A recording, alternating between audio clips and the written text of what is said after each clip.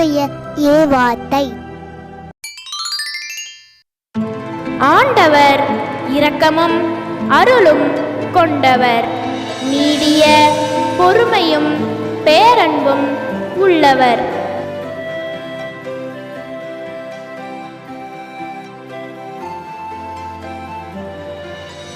ஆண்டவர் இரக்கமும் அருளும் கொண்டவர், நீடிய பொறுமையும் பேரன்பும் உள்ளவர். திருப்பாடல்கள் புத்தகம் 103வது அதிகாரம் 8வது இறை திருவசனம்.